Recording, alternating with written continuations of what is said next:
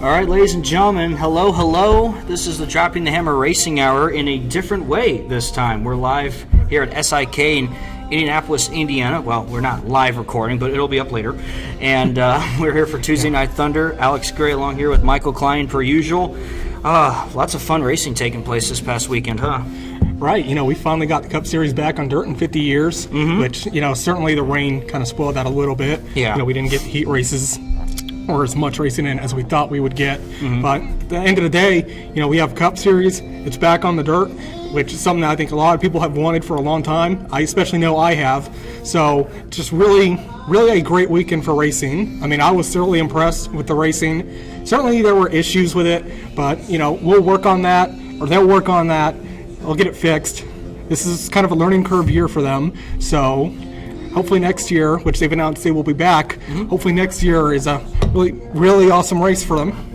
Yeah, I really think the entire weekend was just a learning curve. NASCAR hasn't had a dirt race in half a century, Richard Petty and those guys were racing back then. So overall, it was a lot of excitement. There was a lot of fun. Joey Logano winning the Cup race. Martin Truex Jr. getting his first truck win. How about that? For a couple guys that don't have the dirt experience that you would expect, like Kyle Larson or Christopher Bell or Alex Bowman to have. Yeah, MTJ, who not only has never raced on dirt, I don't think he's been in a truck in 15 years. Yeah, he hasn't. So, that's you'd think that would be a huge hurdle to overcome, but he goes out and he flat out dominates the whole race. Yeah, really impressive performance there. I managed to catch a lot of the highlights. I know there was some beef between John Hunter Nemechek and Matt Crafton during the race. So tempers flared at Bristol like it should, because it is Bristol. It's Bristol, baby. But yeah, overall, what a great race weekend. I know a lot of people weren't too pleased about the weather, because I know, once again, we finally have a chance for qualifying again. And once again, Daytona, the Xfinity Series was affected by it. The Truck Series heavily affected because they had a lot of drivers like Jessica Frieson and all those other drivers trying to come in and attempt the event. But the good news is for Jessica Frieson is that Stewart said that she will be driving the Knoxville race later this year, so that's good. Overall, though, just a great weekend, and looking forward to them doing it again next year. Absolutely. Certainly looking forward to Knoxville later in the year. Yeah, Knoxville's going to be good. And then, of course, jumping out of NASCAR for a bit, Formula One. Formula One racing, Lewis Hamilton, Max Verstappen putting on a show there at the end of the Bahrain race, and Sir Lewis Hamilton getting his 96th career F1 win, I believe. I checked. So once again, Lewis Hamilton looking to get his record-breaking 8th F1 title, and quite a few eventful things took place. Not a good start for the Haas F1 team. Nikita Mazepin's debut lasted 3 turns, and Mick Schumacher had some trouble early on as well. Let me just remind everyone that we say no to Mazepin. Yeah, absolutely. Definitely do not support the actions that he caused. And as professional I want to sound, karma is a butt. Karma's real. I always believe that 100%. So there's that. Now, we're going to get some guests on here as well. But, Michael, you've come to make an announcement? Absolutely. I've told everybody that when we had something to announce that we would announce it. Stuff has gone on with the sponsors and everything, but we've gotten it all figured out now, and now I'm glad that I can finally announce I will be running in 3 midget races for Shilkuski Family Racing. We'll be running 2 events at Indianapolis Raceway Park and 1 at Anderson. I'm just so grateful for them for giving me this opportunity. I've been friends with the Shilkuskis for years, especially their son Ryan, who I'll be sharing the seat with, and just being able to get back to Indianapolis Raceway Park and Anderson, where midget racing has kind of been gone for years, but has so much history there. I mean, it's truly a dream come true, and to be able to do it in a Hawk chassis, which was owned by my late mentor Mike Stryker, is truly an honor for me, and I just really can't wait to get back behind the wheel. That's not the only thing we're working on. We got several other events I'm working on.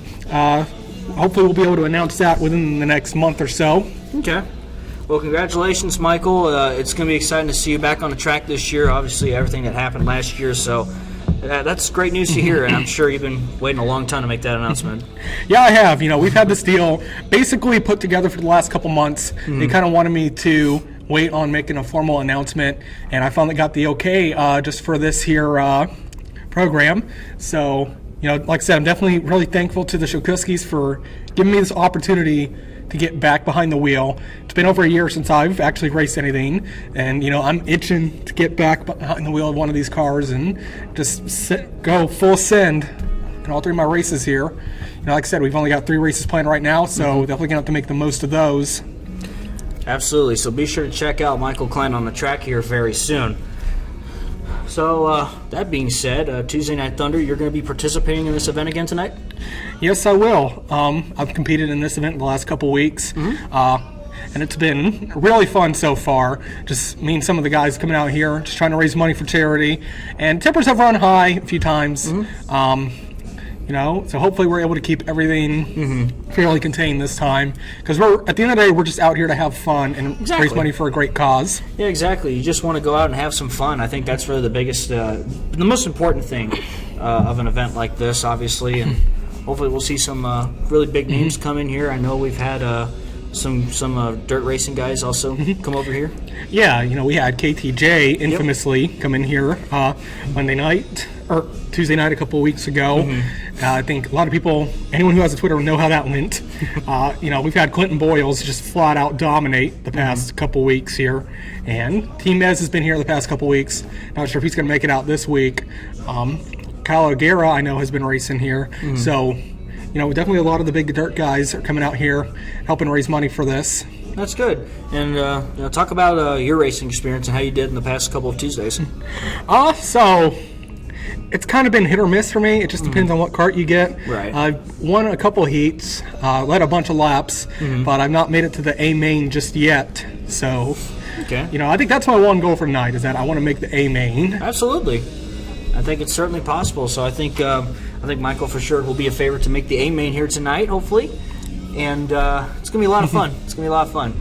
Absolutely. Oh, man. So lots of racing stuff going on. I know we haven't done an episode here in a little bit. We do apologize for that. But Chase Elliott also unveiling his Darlington throwback, an Alan Kowicki tribute. Absolutely love it. Yeah, I mean, anytime someone brings out an Alan Kowicki paint scheme, I just think it looks so awesome, because I was a huge fan of that paint scheme. Yeah. And of course, Alan Kowicki is kind of a guy who us underdogs always look up to when we're trying to make it in racing. So just seeing drivers continue to pay homage to him and seeing how his impact in the sport is still seen to this day is really incredible to watch. Definitely one of my all-time favorites. I think Kowicki has done what I don't think anyone's going to be able to do. I mean, he was a guy, an engineer who came onto the scene, basically just purchased Bill Terry's team, built it from scratch, had 7 employees, which had some very notable guys. Ray Evernham worked there for a little bit. Tony Gibson, who crew chief Kurt Busch in the 2017 Daytona 500. Ray Evernham worked there? Yeah, for a very short time. Oh. For a very short time. Yeah, I actually didn't know that. And, of course, Paul Andrews being his crew chief. So he really paved the way for some guys in their racing careers as well, and still leaves an influence to this day. And, worked on his own cars, and he did everything he had to do to win the 1992 championship, and I don't think it's going to be hard to replicate something like that again. Yeah, he did bare minimum what he needed to do, which is really all you could ask for out of that team. Yeah. But at the end of the day, he did it, and the record books are going to show 1992 Cup champion as Alan Kowicki. Yep. And I think, and of course, 92, as many people like to put it, one of the best seasons ever. Absolutely. I mean, look at everything that happened that year, and how can you say it's not, at least not the greatest title fight in NASCAR history? Oh, absolutely. Definitely, and this was, before the playoffs, before the chase, when it was just race one, Daytona to race, at the time, probably 31, 32, or 33 to Atlanta. And, and I could see why maybe a lot of people can make the case for why we shouldn't have playoffs or a chase or anything like that. So, now, in the playoff era, I think my favorite championship battle obviously had to be 2011 between Edwards and Stewart. Yeah, definitely kind of hard to argue against that, especially growing up a Tony Stewart fan. Yeah. That was fun to watch. And just seeing it come down to a dead tie and having to go to the tiebreaker was pretty incredible to watch. Yeah, I was sitting there watching going, this is unbelievable. Stewart was pretty much the ultimate wild card coming into the chase that year, where he, barely got in, wins 5 races, and wins the championship. So, yeah, so that's cases where the chasing playoffs could be cool, because you can get a wild card like that. Yeah. The way I see it, I know a lot of people say they put asterisk next to guys who won with the playoff. The way I see it, you got to remember, these are the rules NASCAR puts in place for everybody. Yep. So no matter what you're doing, you're going against people who have to do the exact same thing. So, it may not be over a season-long points battle, but you can't say that you haven't earned it. Because, again, these are the rules NASCAR puts in place for everybody. Right. And obviously, you look at the 2021 season, we already have 7 different winners. First time since 2014. Denny Hamlin, Keselowski, Logano just won a race. Kyle Busch, Kevin Harvick, they haven't won races yet. Meanwhile, you got Michael McDowell winning the 500. You had, Ryan Blaney sneaking in a win, Kyle Larson sneaking in a win, Christopher Bell getting one at the Daytona Road Course. So it seems like to me with the schedule changes, there's a lot of parity, and maybe perhaps with the no practice, no qualifying, I think it's given some of these other teams like Roush Fenway. Look at Roush Fenway. Chris Buescher got a stage win at Homestead, and he and Newman performed pretty well yesterday at Bristol. Yeah, absolutely. I mean, it's definitely going to be a crazy year, from what we can tell. Yeah, according to Fox, they might be right. It might just be the best season ever. Yeah. So we're going to have to wait and see. Obviously, NASCAR's off this coming week due to Easter. We hope y'all have a wonderful Easter holiday as well. Besides that, what else did you want to talk about here? I don't know if there's anything more from this past week to really talk about. Okay. I think, looking forward to having some of these guests on here for this show. Absolutely. So we're looking forward to get some guests on. Do you want to go ahead and just wrap up here and we'll come back to it? Absolutely. Let's take a quick break and we will be right back with some of our guests here. All righty. Stay tuned, folks. All right, ladies and gentlemen, welcome back. We are here at the Tuesday Night Thunder at SiK in Indianapolis. Michael, we got a guest here with us. Who we got? We have Brian Walker, a.k.a. Walkipedia, current PR social media guy for World of Outlaws. Also just started the Midget Mania Twitter Spaces. Midget Monday, right. Midget Monday Twitter Spaces, which have been awesome. I've been to both of them. Love getting to talk midget racing with everybody and getting to hear what people say about that. Yeah, that's been a fun deal. Me and Brian Dunlap just started, and it's a really cool deal. Like, we start at 9:00 every Monday, and it goes till 2:30 in the morning, and just a bunch of buddies shooting the shit, talking about racing. Very nice. And tell us a little bit more about yourself and what got you into racing.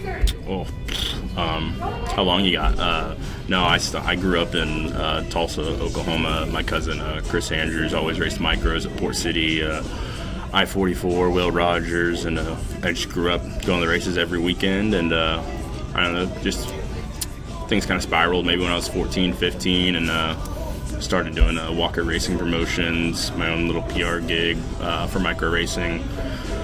And one thing led to another. Eventually started working with Tim Clausen at Clausen Marshall.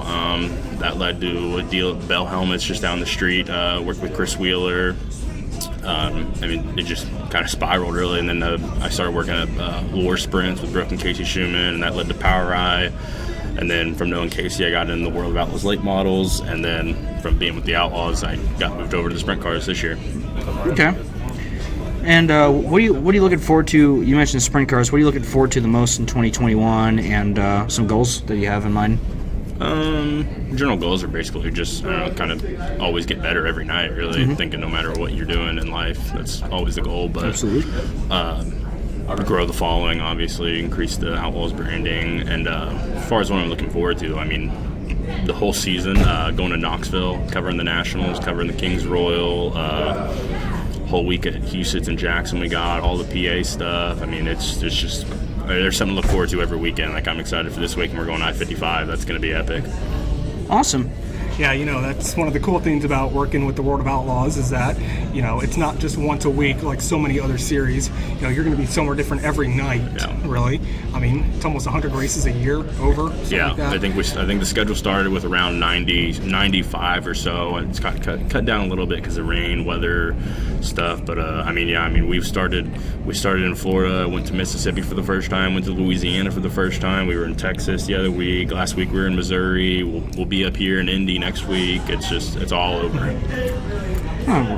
Yeah, we'll definitely be at one of those. I think we're going to try to get to Kokomo. Yeah. Maybe Tri-State. Just depends on everything here. Yeah, ironically, I just got back from Missouri yesterday. I was visiting some family in St. Louis. Where were you in Missouri? We were in Lake Ozark in Okay. Eldon. Yep. Lake Ozark? Yeah, Very I know nice. you had the Jason Johnson Classic up there, and we're supposed to run US 36. I believe that got rained out. Yep. I swear I've been to US 36 a good at least 6 times, and every single one's rained out. So I'm just the curse in Osborne, Missouri. Yeah, I feel that. I've been to the Daytona 500 the past couple of years, and it's rained both times. Yeah. So Rain does not like auto racing. It appears to be. Obviously, we were talking about earlier the Bristol Dirt Race this past weekend and how that was all affected by rain. Failed to mention, of course, the parking lot got flooded, which I think that was a first. So, goodness, you could probably go for a little bit of boating, see if you can catch any fish. It felt right. like. Yeah. Yeah. Speaking of Bristol, I mean that's another cool one that we get to look forward to. I think it's like 3 weekends away now, so that'll be coming up real soon for us. Yeah, I think Awesome. we're going to try to get up to that, I think. Yeah, absolutely. There's a few more dirt racing action coming up for Bristol until they got to prepare for the fall event, obviously for the NASCAR playoffs. Oh man, yeah. One thing I'm always amazed by is you mentioned all the races you do. You look at guys like the NASCAR drivers who may run like 36 times a year. Obviously you guys run up to, as you said, 90 to 100 races. I've always been very amazed by that. Yeah. It's a grinding schedule. We go from Florida to all over the Midwest, go up to Pennsylvania a lot. In the fall, we missed it in the spring because of COVID stuff, but Right. in the fall, it's looking great for California, Washington. So I mean, it really is like it's a grinding schedule from coast to coast, literally. Yeah, I'm looking forward to that because, the West Coast swings for these series are always what I look forward to, just because you have so many awesome tracks out there. I mean, you got places like Placerville, Tulare, I just love them all out there. Yeah. I've never gotten the opportunity to go to any of those, but, every time I see the racing, it's like, man, kind of wish I was out there. Yeah. Yeah, and I won't lie, ever since I've met Michael, I've been learning more and more about World of Outlaws and USAC racing and learning about all these different kinds of tracks that I even never heard of before, and just learning more about like how these guys do it compared to other forms of auto racing that I've watched before. So, anything else, Michael, you want to include? I think that's about it. Obviously, I think we should ask, what were your opinions on the Bristol Dirt Race? Absolutely. I mean, I thought it was entertaining. I was entertained by it. I mean, that's the biggest thing you can ask for, really, as far from a fan standpoint. Obviously, with that deal, as with anything in motor racing, there are things you can do better, and I'm sure they've already announced that they're coming back next year. So Yep. I'm sure they're working they'll work towards kind of improving it. So I was entertained.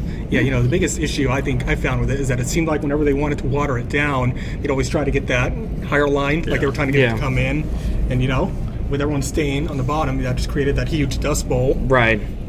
Yeah, and obviously, we only got to see like one lap of the truck qualifying race, and all the mud just all the cars are covered in mud. I'm like, oh my goodness. Yeah. I was in It was Champaign this past weekend, and me and my family were watching that, and they're not usually into the racing thing, so that was probably the first time they'd seen anything on dirt, and when the camera shoots these trucks and their windshields are completely covered, they're like, that's not supposed to be the case. Right. It's like, yeah, no. I mean, that's something I don't think they took into consideration, is that, it's not an issue on dirt, but what dirt cars have windshields now.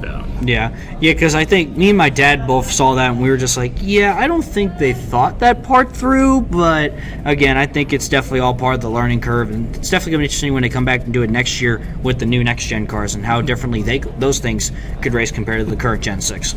Yeah, it's going to be interesting to watch.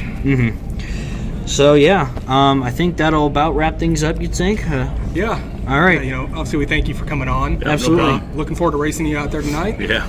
Yeah. So Just don't send me to Charlie's Brown. Right. Best of luck to both of you. Brian, thank you so much for coming on. Yeah, no problem. Thanks, guys. All right, folks. Welcome back to the Dropping the Hammer Racing Hour. Alex Gray with Michael Klein, along with, let me see if I can pronounce it right, Ryan Shakowski? Yep. Okay, I'm good. I got that right. All right. So, first off, Ryan, how you doing today? Not bad. As good as can be. So. Well, that's good. We're in the midst of Tuesday Night Thunder. Obviously, Michael finished third in his heat, and he'll be rolling off in the... dead last in the dead last qualifier. And, Ryan, what brings you here today? No, I'm just coming to hang out, just kind of check it out until I had a free moment. Finally, my busy off season with work. So. and obviously the busy off season. And what are you looking forward to in this coming racing season? Just keeping the car in one piece for my personal driving and trying to build our program to actually make it a competitive team someday. Mm-hmm. Like, we're not, of course, the most competitive due to the fact that we're pretty out of date with a lot of our equipment, but we're trying to make a dinosaur like work and be fast. Yeah, obviously taking it one race at a time. I'm curious, did you check out the Bristol Dirt race this past weekend? Could not because I was at IRP Okay. working. So Yeah, I was texting this dude while that was going on, kind of giving him updates.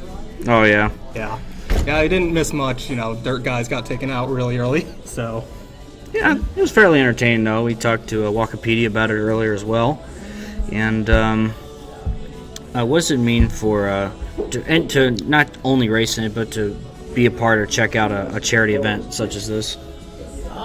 it's pretty cool. I mean, to see like everybody coming together for like pretty like good cause and a fun event.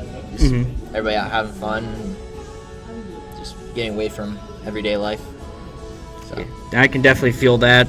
And of course, now of course, if I don't have a brain fart and I can actually remember the question like 2 seconds ago that I can ask, that would be amazing. But the question, oh, now I remember. Okay, what do you like to do outside of racing? If that's an okay question to ask. not a lot really. I mean, I've spent all my time for the most part racing. yeah, it Been takes playing a up. lot of video games for the most part. Yeah, it takes up the and whole life. Yeah, like pretty much whenever I'm not at a track, I'm probably playing video games, trying to unwind that way. What video games do you play? Playing GTA a lot. Okay. Nice. Play Hitman, and yeah, that's kind of the two main ones. And Crash Bandicoot. Well, that's a classic, yeah. Yeah. I've played some GTA. Michael and I have been playing some Wreckfest recently. Nice. I've grown up playing a lot of Sonic the Hedgehog games as well, so my dad had the old Sega Genesis, and I still have the old cartridges, just they haven't been used in a while, so. Yeah, I'm still mainly on just Fortnite right now. He kind of That's fun. I never really wanted to get into it, and then he introduced me to it, and then I won a couple matches. I was like, okay, I guess this is fun. Yeah, it's not too bad. Yeah. I can't build at all. Like, I'm Yeah, the worst neither at can building. So I just, Oh, yeah. I just shoot. Yeah, So, that's exactly what I do. and I hope I Yeah. find some cover somewhere. Yeah, don't ask me how he did it, but apparently as soon as he installed Fortnite, he immediately goes off and he starts racking off solo wins. I'm thinking, what the hell? It took me a couple years to get to that point. I don't even know how. It was like the second game I played after installing it, and I was like, oh, I won. He was mad. He was like, are you kidding me? It took me forever. And I'm like, I don't know.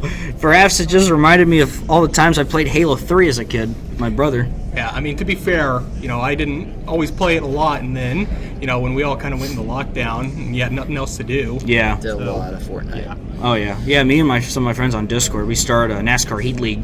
So we ran a few seasons of that during the lockdown. We actually brought that back recently, so it's a lot of fun. Sometimes it gets a little heated, but it's all for fun. All right, so it looks like qualifier 2 just finished up. So Yep. qualifier 4 is in a couple, so I should probably get headed down. Alrighty. If you guys want to keep talking, you guys go ahead. Okay, Michael, best of luck to you. And I guess we'll talk later about how you did. Yeah. Yeah. Hopefully, you'll hear from me from making the A-Main. Alrighty. Well, we'll definitely look forward to that. And but anyway, I guess on the topic of video games, was there any in particular games you remember playing growing up? Kingdom Hearts a lot. Kingdom Hearts, okay. That was the biggest game growing up. Huge Disney fan, so Okay. so mix that in with just the whole Disney World playing deal. So Oh yeah.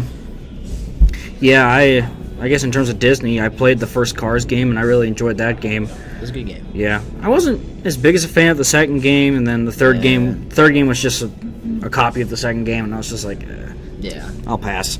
yeah. But yeah, as I mentioned before, the first racing game I ever did was Gran Turismo 3 on the PlayStation 2, and ATV Off-Road Fury 2, and that's kind of what got me into racing. And then the first NASCAR game I ever got or rented was from Blockbuster, summer of 04. It was NASCAR Thunder 2003, and that's kind of where it started for me. Classic. Oh, absolutely. I remember I used to just wreck so much, and be fascinated with all the cars. Like, ooh, hey, there's a Target car, there's a Kellogg cereal car, there's, that's something that always like fascinated me. Back then. All good, buddy. Oh man! And then of course I've been playing the Switch a lot. I've been playing Smash Ultimate. That's a really fun game. They just dropped a couple new characters. So many characters you can play in that game. Yeah, I've only played I think once. So. Okay. Don't have a lot of experience with Smash. Fair enough. What are some of your favorite tracks that you've been to in recent memory? My favorite dirt track to go to is Angel Park up in Wisconsin. Okay. It's my favorite track. It's a track I want to race at really bad, but haven't had a chance yet. Mm-hmm. So hopefully this year I might get a chance to go run up there for the Pepsi Nationals, or I think it's Pepsi Nationals, whichever Nationals it is. Mm-hmm. And then that's my favorite dirt track. Pavement, it's either my home track of Gurney County Speedway or IRP Okay. for the most part. So, which very excited to get to actually race there this year. Didn't really, of course, get a chance to really race last year Right. because we attempted but never got it running quite right. Wow. Okay. So, yeah, we didn't even complete a lap, I think. So, sadly, we spent all day chasing so many gremlins. Oh man. But we think we have it all fixed now, and we should be somewhat better, and hopefully it should be quick. Okay. So, Well, that's good. Yeah, I've been getting better and better at dipping my feet into different racing sanctions, especially dirt racing. I've been to Lawrenceburg. I've been to Florence, Kokomo. I did go to IRP last year for the ARCA event. Yep. So I'm hoping this year I can go there again for the SRX race. That'll be there in the summertime. Yeah, I'm really excited about the SRX. It's like the closest thing we've had to the old International Racing Champions, the IROC series. yeah. So I'm really looking forward to that and seeing some faces that a lot of us from different ages have grown up watching, like Michael Waltrip, Bill Elliott. I think Tony Stewart's in it. Yep. Willie T. Ribbs and Tony Kanaan. So a lot of good names in that field. I'm super bummed I'm going to be in Mid-Ohio that weekend. Oh, really? Like, I'll be going to watch an IndyCar, but, I guess working. But then I'd rather be, of course, watching that race and driving my midget in it. So, so the midgets are the support series. So, luckily, though, it gives Michael a chance to hop in and go and have to do that. Absolutely. And of course, you talk about IndyCar. How excited are you for this upcoming season? And hopefully it'll be a little bit better than last year with having some fans back in the stands as well.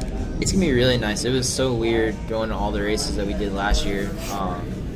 There's so many races where we didn't have any fans at all. Yeah. And like Road to Indy did their own separate weekends from IndyCar just to try to Minimize cut down, being all together. minimize crowds. Yeah. So, and for the most part, Road to Indy alone doesn't really draw a crowd. So even if it was open fans, it's like we wouldn't get anybody. Yeah. So yeah, it was weird. Because it was so dead. We're having a race, but we're walking around and we can do pretty much whatever we want. Especially at Indy, when we ran our Indy Grand Prix, it was so weird how dead it was. Not a single soul, basically. That was a scary weekend, though, that race. Because our driver flipped and then ended up getting really hurt from his roll hoop breaking off. So his head actually dragged a little bit on the concrete. And then, yeah. But he's made a full recovery, and he was in our car today. That's good. At Lucas Oil and putting down some very fast laps. So It's good. Going for the championship, and we're pretty confident we have a really good chance at it. So Awesome. Yeah, I mean, I was sitting there watching the Indy 500 last year, which first off, it wasn't ran on Memorial Day, of course. It was ran in August, which was very strange. Yeah, everything that we knew and loved changed last year, and seeing no fans in the stands was even weirder. yeah. But I do plan on going this year, and hopefully everyone will be allowed to come in. So Be nice. yeah, absolutely. 2020 is a year we'll never forget for sure. Yeah.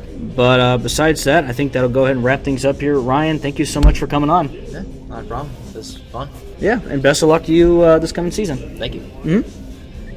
All right, we're back here chilling at SiK. We just getting through all the mains here. Alex Gray here with Michael Klein.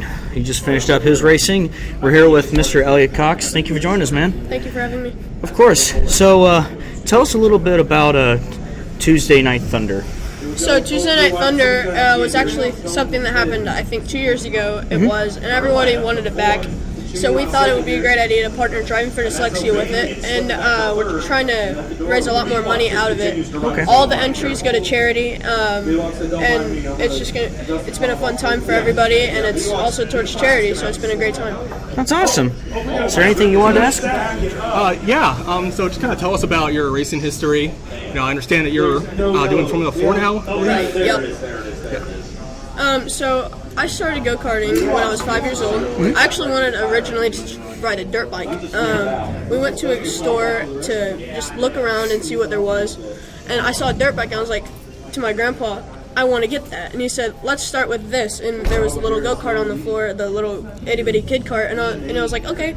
And we thought it was just going to be like a yard cart, right? And we took it home, and my mom freaked out, the whole shebang you would expect when a mom would see a fast car in the yard. And we sat it in the grass, and it didn't go anywhere, right?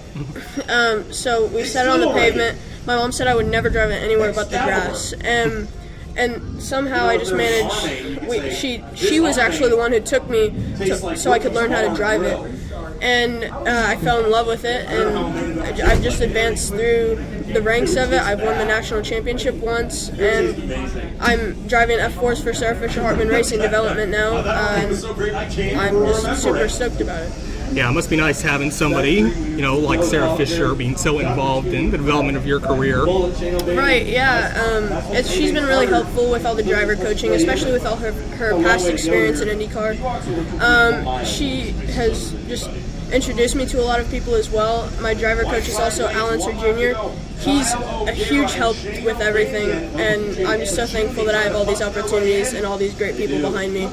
Yeah, you have a two-time Indy 500 champion in your corner, so that's got to be pretty cool. That's pretty awesome. Yeah. Of course, I believe Mr. Unser Jr. was here last week. Yeah, he was actually the Grand Marshal for the green flag of the first race last week. That's awesome. Last week. It's just been awesome. That's awesome. Where do you see yourself down the line when it comes to racing? So my goal is to be the youngest winner of the Indianapolis 500. And where I am right now, I think it's a great spot, great opportunity. We're going to try just advance up the ranks. I think right now the plan is to go F4, F3, Indy Lights, IndyCar, and when I get there I'll be 18, and the youngest winner of the Indianapolis 500 is 21, so I have 3 years to do it, and I'll hopefully get it done. I think you got a great shot at doing it, man. Thank you. Yeah, man, it's nice that you have this plan all figured out. Yeah. It's unfortunately not something that I grew up with. We just kind of had to take it, as the opportunities came with my career. So having this many people in your corner and just being able to do it that way, I'm sure is a great help to you. Yeah, it's been super helpful. I don't think I'd be where I am right now without all the people that have helped me along the way. All the sponsors that have always helped me, especially like Hartman Oil, Alderson Commercial Group. They've always just been behind me, and they've been there every step of the way, and I'm super happy.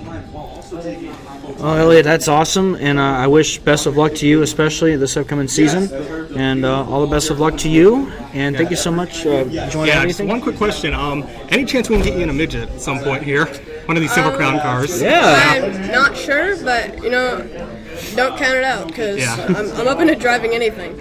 Absolutely. I know a bunch of guys who, they grew up doing what you're doing, and they get behind the wheel of a midget, and they're like, man, that was awesome. Yeah, I'm sure it'd be a great experience, but just the path that I'm on right now, let's see how it goes. Yep. Alrighty, so that'll wrap things up here. Elliot, thank you so much for coming on, man. Thank you for having me. You're welcome. Yep. Thank you, man. Thank you for watching this special podcast of the Dropping the Hammer Racing Hour. If you liked it and you want to see more, feel free to subscribe and follow us on Twitter, as well as Alex and Michael. A huge special thanks to SiK Karting in Indianapolis and Driving for Dyslexia for having us. Thank you, and we'll see you next time.